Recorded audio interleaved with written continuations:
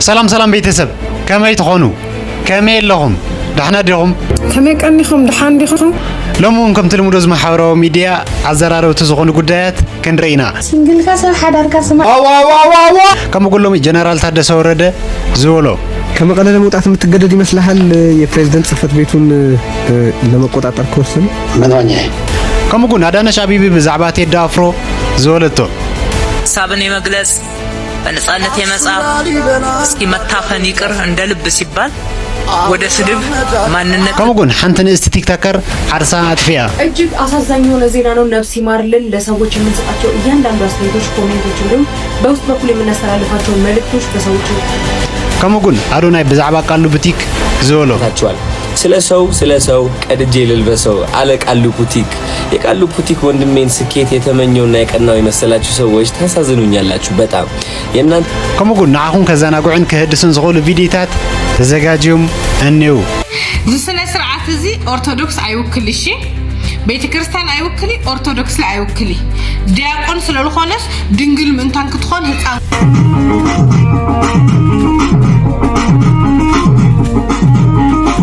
ኣብዚ ሕዚ ሰዓት ብጣዕሚ ዘሕዝንን ልቢ ዝነክእን ነገር ኢና ንሰምዕ ዘለና።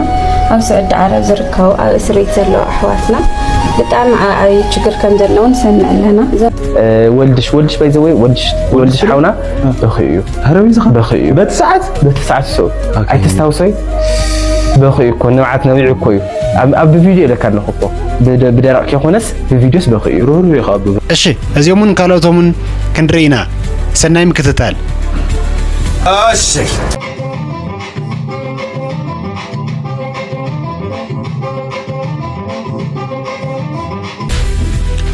سلام سلام كورات تختتلتنا انكوا بدحان متصخنو زفار زخونه channel استقدم فيديو بجمرنا نذا channelنا حدش تزخونكم سبات سبسكرايب شير لايك بمغوار دغافكم يفلينا ليتس جو ايتزحلا حبانه دار شر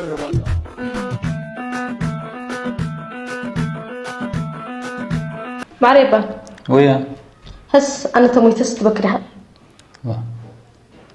كيفك هو بتعمك حزن أي ربطينا اندي رقتني مالتي زي تخون غي مش هم تبكدو هستريني نو مجمريا دو مويت خطريني تخكلኛ زخونه ጥያቄ አውዚ ኮነ ነገርሲ ከሆወንስ ከቢዲ ቤተሰብ አውዚ ኮነ ነገር ነኸወንማ ከቢዲ ጭራሽ ከቢዲ መጀመሪያ ሆኒ ካው ከሪክ ይዘለ ነገር አይመስለክን ጓል ነው ከመሐሰብ እዚ ዝባሃል ዘራውን ይኻ ደቀነስቲ ግደፋይዶ አይተሐግላና أزر لودا غيل علي إيش أرشقني عندي خا 100 شح ترانسفير دي كاش باي فازر تخون خا بكاش باي زودي حدا معلتهم تخرع ما نحن خوني روكيا كذا 100 شح شعرش كوكا عيل على ودنا عيل على لقنا تخون خا أنا ليل خاني سمع ديا باي زودي تسمعي خا ها مسؤول خزرش باي مولودا غيل علي ديال خاني حديقية مسيا وأنا لا أخاك ولد راس لي ولا حد رخو من تازي قري حزي استي بيتسب إذا قال عسي أمن تايو سحتتو أمن تايو تسحتتو منو كردنا يا خالي نا ولادك قليل خبر له سلازي طفاتو أمن تايو استي لتردكم تليو أكون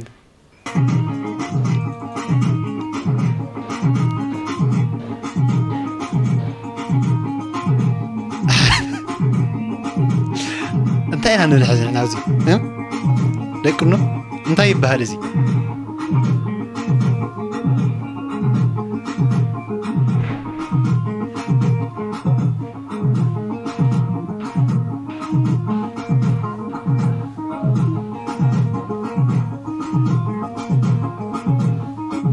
اكيد مو اني تسمح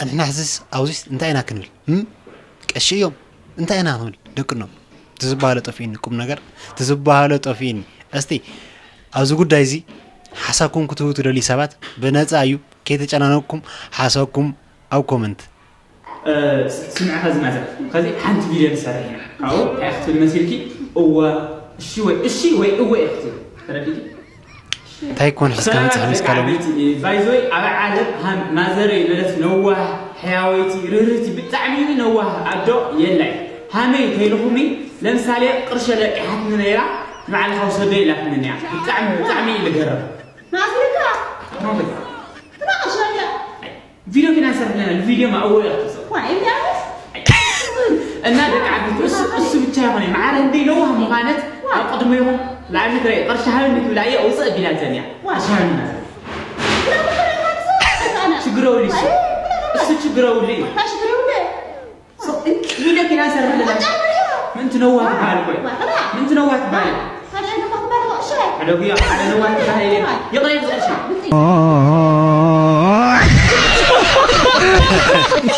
استين سانكا ودنو استي أين سانكا كالي منم ياخذ لي ياخذ أين سانكا ኣብዚ ሕዚ ሰዓት ብጣዕሚ ዘሕዝንን ልቢ ዝነክእን ነገር ኢና ንሰምዕ ዘለና ኣብ ስዑድ ዓረብ ዝርከቡ ኣብ እስሪት ዘለዉ ኣሕዋትና ብጣዕሚ ዓብዪ ችግር ከም ዘለውን ንሰምዕ ኣለና እዞም ተኣሲሮም ዝርከቡ ኣሕዋትና ድማ ብዝሕዝን ኩነታት ናይ ሞት ፍርዲ ከም ዝተፈረዶም ንሰምዕ ኣለና ያው ለና ስደት እንታይ ምዃኑ መብዛሕትና ንፈልጥ ኢና ብፍላይ ድማ ንሕና ሰብ ብጣዕሚ ተሰዲዱ ይውዳሎ እዚ ሰዓት እና እዞም መናእሰይ ኩላትና ንውፅሓሎም ህይወቶምን ህይወት ስድራኦምን ንምልዋጥ ከይዶም ሓዚ ድማ ዓብዪ ከቢድ ችግር يركوا زم حواتنا سلازي كلنا بزخالنايو دمت نخنهم نا كله نفاتح دما ناتكم شير ناتكم كومنت نا كله اوصحوا مالتيو دمت نخنهم احواتنا كلكم دما مواصع يفطر لكم كنوا لكم يفتوا زي سنه سرعه زي ارثوذكس ايوكلي شي بيت كريستيان ايوكلي ارثوذكس لا ايوكلي دياقون سلالخونس دنجل من تانك تخون هصان قلعتام صغلغل از حدغو از دراما از حدغو امن مصحف قدس تصحيفوا لا يرخوم اذا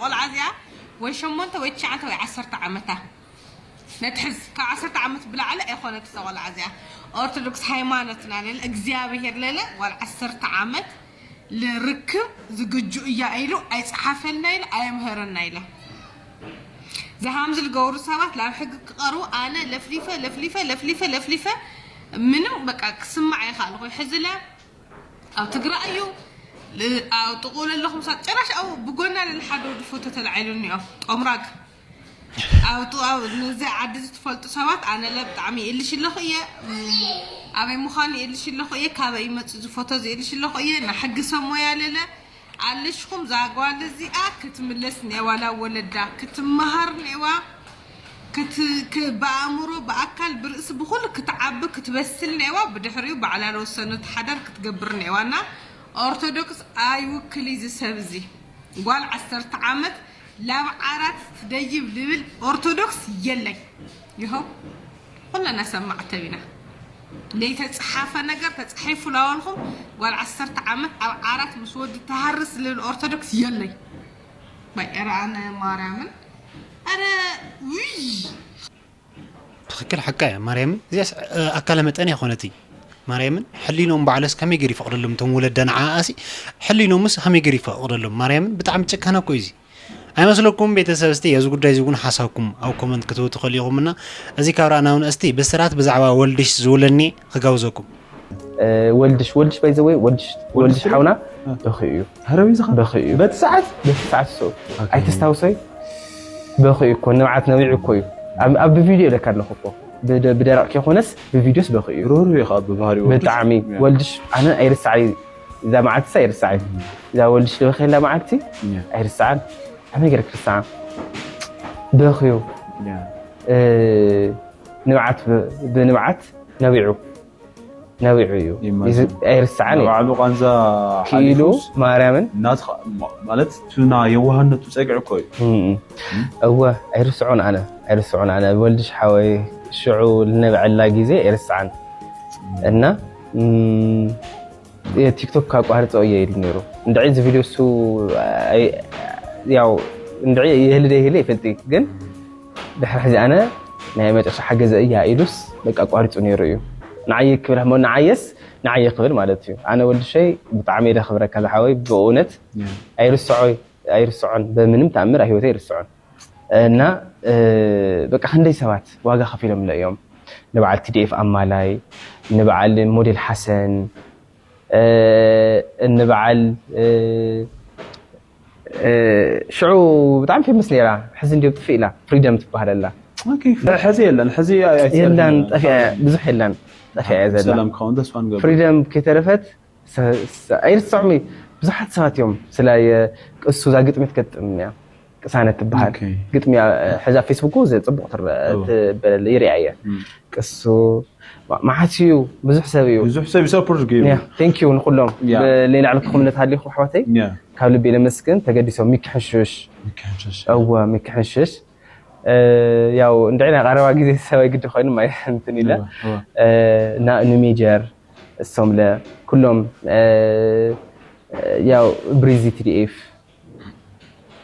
ጀምበት ሰፖርት ገሩ ኸነው ሰውት yes ሰፖርት ገሩ ምን ያም ዮቤዝ እዚ ማለት ናይ ሰፈር እዩ በትክክል እዚ ሁሉ ሰብ አነ ቦታ ስለሃበን ይመስለኝ ምሽቴ ቦታ ስለሃበን ኳስ ታውንጣር ቦታ ስለሃበን ተገድስ ቪዲዮ ሰርክለይ ያው ቤተሰብ ዚ ካወራና አድማስቲ ናፍቲ ዝቅጽል መደባይ ኮስዶኩም መስጉን ሓንቲ ንእስቲ ቲክቶከር ዓርሳ አጥፊያንያ በጣም ይዝሕዝን እስቲ ዝመደብ ክጋውዘኩም እጅግ አሳዛኝ የሆነ ዜና ነው ነፍስ ይማርልን ለሰዎች የምንሰጣቸው እያንዳንዱ አስተያየቶች ኮሜንቶች እንዲሁም በውስጥ በኩል የምናስተላልፋቸው መልእክቶች በሰዎች ህይወት ላይ ምን ያክል ተጽዕኖ እንደሚያመጣ አናውቅም አባካችሁ ተጠንቅቁ ማለት ፈልጋለሁ እቺ ከጀርባ የምትመለከቷት ቲክቶከርም ቦዲ ትባላለች በቲክቶክም ከ800 ሺህ በላይ ተከታይ ያላት እንዲሁም ደግሞ የራሷን ቢዝነስ የምትሰራና በማህበራዊ ትስስር ገጿ በሆነው በቲክቶክም ስራዎቿን በማስተዋወቅ እንዲሁም የተለያዩ ነገሮችን በመስራት ትታወቃለች ይቺ የምትመለከቷት ቲክቶከር እንግዲህ ከሰዎች በሚሰጣት መጥፎ አስተያየት ኮሜንት እንዲሁም ደግሞ በውስጥ በኩል በሚላክላት መልእክት ምክንያትም እንግዲህ እጅግ በጣም ተማራ በምትመለከቱት መልኩ ይሄን የምትመለከቱትን ቪዲዮ በመስራት የስንብት ቪዲዮ ደግሞ የይቅርታና ራሷን ለማጥፋት እየተዘጋጀች እንደሆነ የሚያመለክቱ የተለያዩ ቪዲዮዎችን በመቅረጽና በመወሰድ በዛሬው ዕለት ራሷን ማጥፋቷን እየተነገረ የሚገኙ እጅግ በጣም አሳዛኝ ነው ለሰዎች የምንሰጣቸው የምንናገራቸው እንዲሁም ደግሞ የምንጽፋቸው እያንዳንዱ አስተያየቶች እንግዲህ በሰዎች ህይወት ላይ የሚያመጡት ተጽዕኖ እንዲሁም ደግሞ የሚያደርሱት ጫና አይታወቅም መባካችሁ ጥንቃቄ አድርጉ ማለት ፈልጋለሁ ለማሸታችን ነፍስ ይማርልን በሌሎች መረጃዎች አሁን በድጋሚ መልሳለሁ ፕላስ መልክቷ መጫናችሁን አትርሱ መልካም ምሽት ይሁንላችሁ በጣም ይዝሕዝን ቤተሰብ በጣም ማለት እዩ እስቲ ብዛዕባ እዚ ጉዳይ እዚ እውን ሎዛ ተዲፍ ዘውለተኒ እስቲ ሕፅር ዘለ መደብኒ ኣክጋውዘኩም ዮያሃር ከንፉን ያከም ጅርቱ ይጆል ዮሮሞ እንዲናችሁ እኔ ምለው ጋይስ የምር ነው ቦኒ ራሷን አጠፋች የተባለው ኧረ በማርያም እኔ ምንም ላምን አልቻልኩም ኦ ማይ ጋድ የኔ ምስኪን ስታሳዝን ስሙ አሙን ለፈስ ቅዱስ ወዶ አምላክ ምን ጉድ ነው በጌታ ስም ወይኔ ዓለም ከንቱ ናት ግን እግዚአብሔርን ጧት ታይተን ማታ ማን ታይባት አምላኬ ሆይ ግን በጣም የሚያሳዝነው እዚህ እውነት ሰው ቦሊድ አድርጓት በሰው ስድብ በሰው ምላስ ራሷን እንዳጠፋሽ ነው የሰማሁት ግን ላምን አልቻልኩም ማርያምን ምንም ላምን አልቻልኩም ግን እግዚአብሔርን የሰው ህይወት ምትበጠብጡ በማያገባችሁ እየገባችሁ ሰውን እየተሳደባችሁ የሰው ህይወት እንዳጥር ሰው ራሱ እንዲያጠፋ የምታረጉ ሰዎች ግን እግዚአብሔር ይፍረድባችሁ ማርያምን ምን አረጋቻችሁ አሁን እቺ ምስኪን የኔ እናት እውነት ከሆነ ነፍስሽን በገነት ያኑረው ጽናት ለመላው ቤተሰብ ያው ቤተሰብ ከም ተሰማኹም ይመስል ንመላ ስድራ ቤትን ፈተውታን እናድነቕታን ዝኾንኩም ጽንዓት ያውኩም ክብል ይፈቱ يبشي هنا بات أدوني نديله عدي لا مورالي عن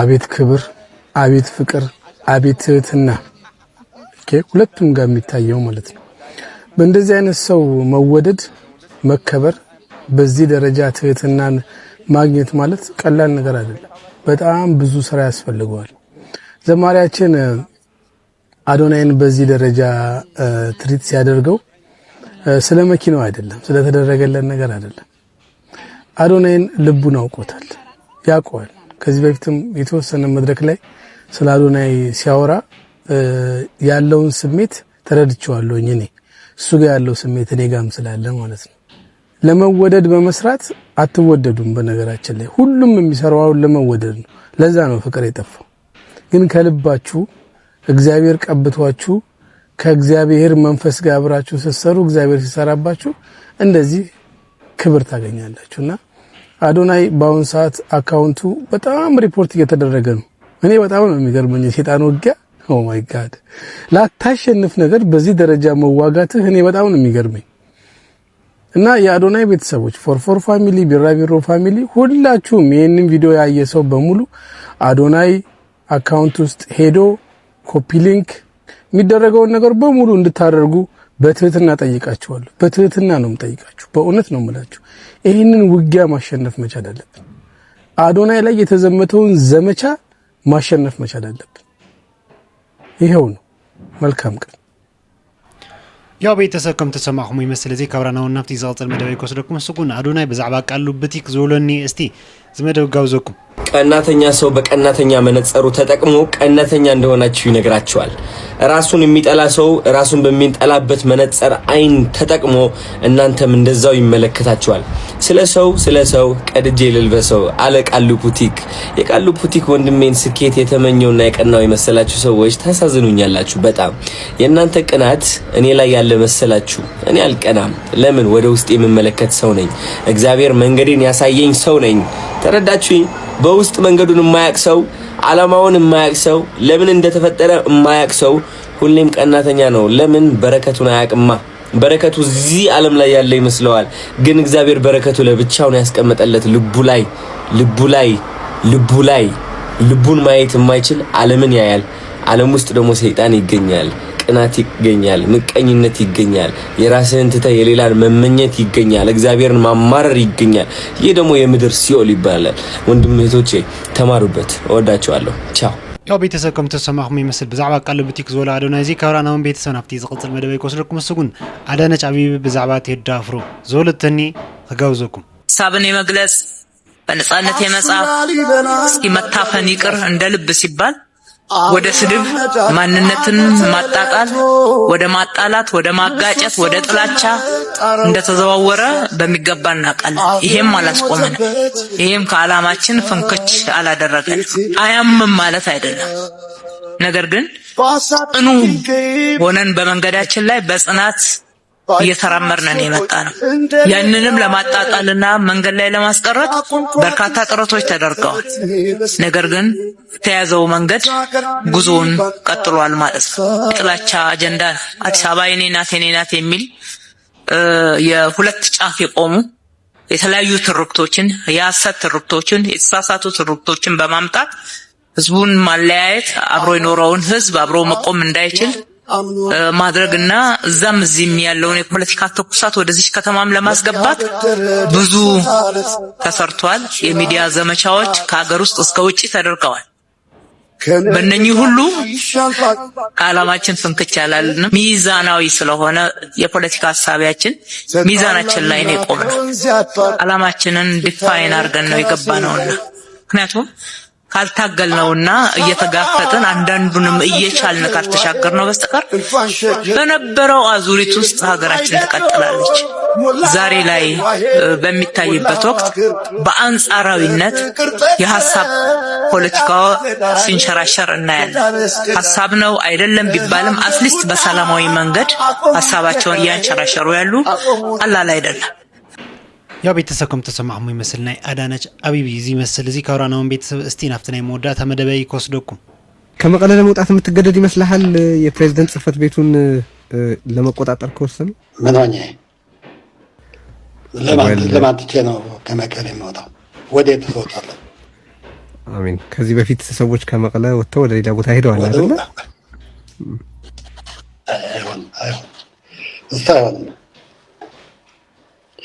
አይሆንም። አንደኛ ያ ነገር አይደገምም። አርቲስት የፈለገው ይሁን ያ ነገር አይመጣም። እሺ፣ የጸጥታ ቢሮ የህወሓትን አቋም እንደግፋለን የሚል መግለጫ አውጥቶ ተመልክቻለሁ። የጸጥታ ቢሮ በጊዜያዊ አስተዳደሩ ቁጥጥር ስር ወይም በዛ መዋቅር ስር የነበረ ሆኖ ይሄንን መግለጫ ካወጣ በኋላ ጊዜያዊ አስተዳደሩ ሪሊ አለ ማለት ይቻላል። ጸጥታ የሚያስከብርበት መዋቅር እንኳን የጊዜያዊ አስተዳደሩን ህልውና ኔጌት ማለት ከተቃረነ ወይ ከተቃወመ የጸጥታ ቢሮ ሲባል እንግዲህ ሰራዊቱ አይደለም። ሰራዊቱ በየአይነቱ የወሰደው አቋም አለ ተመሳሳይ። ዞሮ የጸጥታ ቢሮ የሚባለው ድሮ የጸጥታ ቢሮ ይባል የነበረ እነዚህ ሚኒስትር ቤት ጽሕፈት ቤት ሌሎች ያልበከታው በፊት የነበረ አደረጃጀት። አሁን የጸጥታ ቢሮ እያልን ያለ ነው፣ ግን የሰራዊቱ በቀጥታ የሚመለከት ነው። የሰራዊቱ ነውና የሰራዊቱ አደረጃጀት ወይም ሰራዊት ራሱ ያወጣ መግለጫ አይደለም ለማለት ነው። ያው ቤተሰብኩም ተሰማሁም ይመስልና ጀነራል ታደሰ ወረደ እዚ መስል ቤተሰብ እዚ ከብራናውን ቤተሰብ ነሎም መደብና እዚኦም መስሉ ኒሮም በኻሊ ቪዲዮስ ካን ረኸብ በብዘለኹም ይመችኹም እዚ ቪዲዮ ተመችኩም ቤተሰብ ሰብስክራይብ ጋር ትረስዑኹም شر شر شر شر أسي شر شر شر شر شر لايك شر شر شر شر أسي شر شر شر شر شر لايك شر شر شر شر أسي شر شر شر شر شر لايك شر شر شر شر أسي شر شر